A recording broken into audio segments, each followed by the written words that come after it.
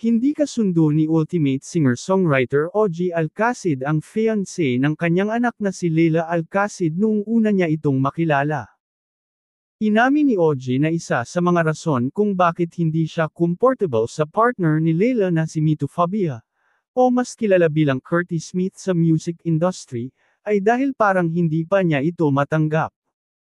Ayon sa OPM icon, kahit 27 years old na raw ang panganay na anak nila ng dating asawang si Michelle Van Emiren, ay little girl pa rin ang turing niya rito.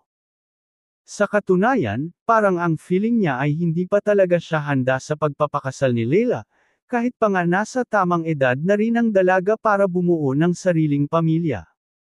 Nitong nagdaang September ay ipinakita ni Leila at Mito ang kanilang engagement sa pamamagitan ng Instagram.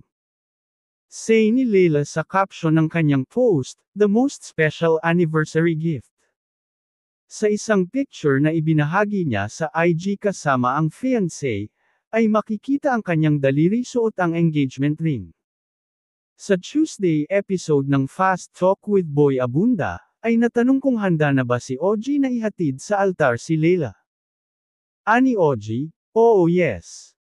Sinundot ito ni Tito Boy ng tanong kung ano ang nararamdaman niya ngayong engaged na ang panganay na anak, at very soon ay ihahatid na niya si Leila sa altar. "Iniisip ko pa lang ngayon, umiiyak ako. Kasi, ang tingin ko kasi sa panganay ko, kahit 27 na po siya, ang tingin ko pa rin sa kanya is a little girl," say ni Oji.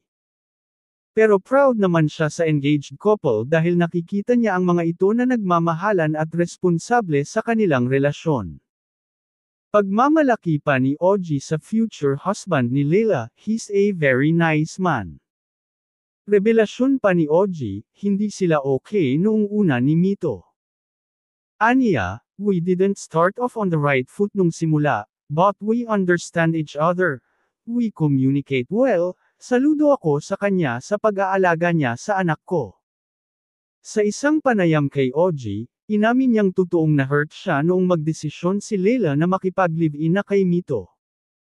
"Ito naman ay open naman ito, yung panganay ko, actually, bumukod, na ikinasama ng loob ko at sinabi ko sa kanilang dalawa ng boyfriend niya, bakit hindi kayo nagsabi sa akin?